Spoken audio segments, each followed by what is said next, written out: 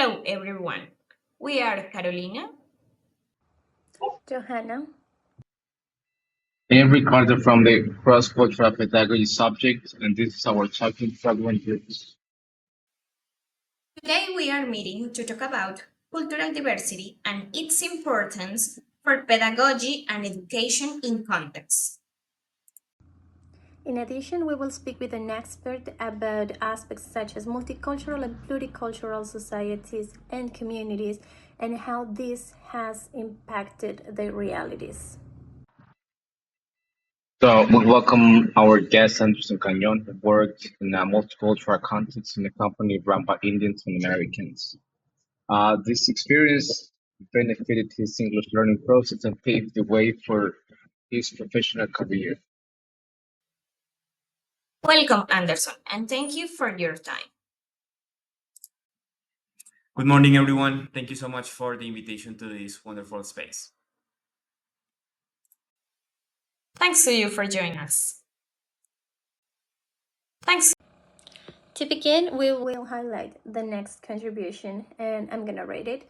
The sociocultural and natural context constitute the starting point in relevant educational spaces for learning the cultural heritage in students.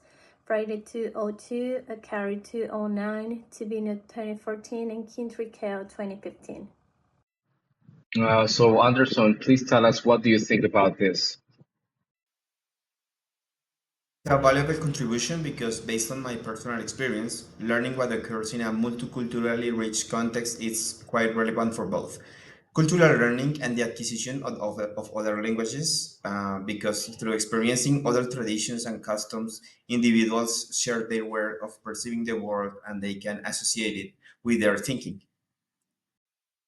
That makes sense. I would like to add that this is supported by James Banks 2014, who emphasized that multicultural education promotes equity and helps students develop critical thinking about cultural difference.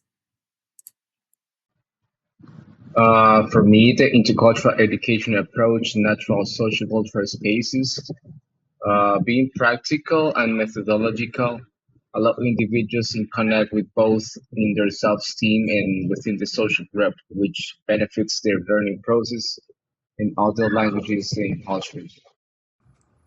I completely agree. But now, Anderson, can you please tell us a little bit more about your personal experience and how is it to learn English and to work in a multilingual context? Sure. I learned English empirically by listening to Americans and Indians speak and having the need to communicate work related issues with them.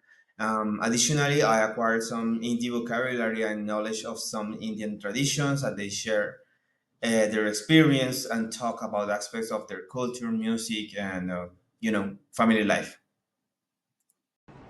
How interesting. So now, it is said that the intercultural approach has two different dimensions or exists in two different dimensions. The first one, it's about the reciprocal knowledge, and the second one, the respective epistemic frameworks. So which one of these have you been able to develop more in this context? I believe that the development of both dimensions was possible because the Indies, Americans, and Colombians gained like reciprocal knowledge from these three cultures for decision making and sharing. This includes the fact that the Indies had to wear the other underwear, something they don't usually do. The Americans tried fruit and food not found in their territories, and the Colombians were able to consume very hot and spicy food like those consumed in India.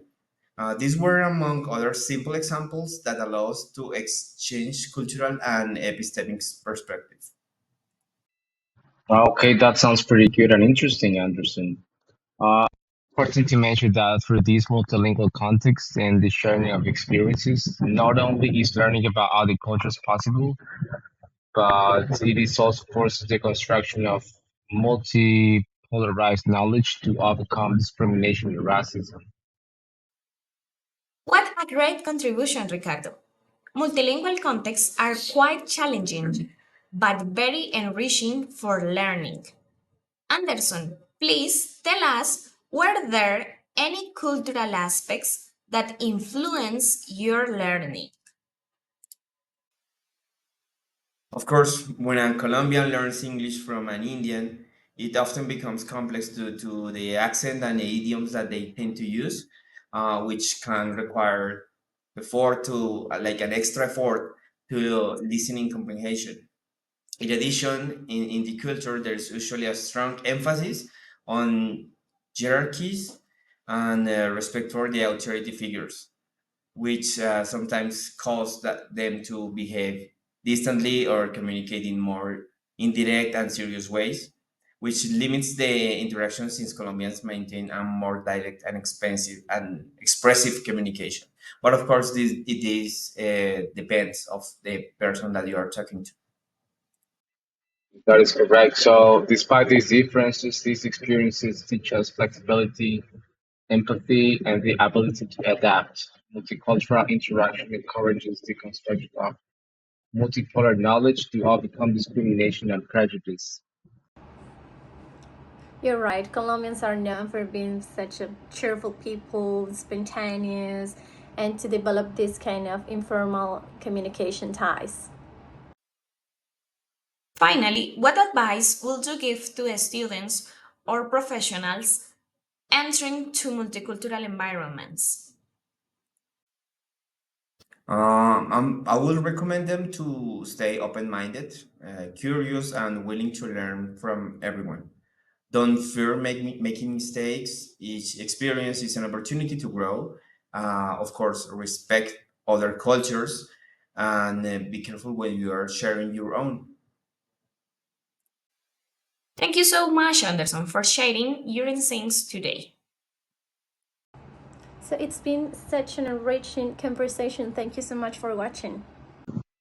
So, we hope this interview helps you understand the importance of multicultural learning and the dynamics of multicultural societies. Bye and see you next time on our talking program.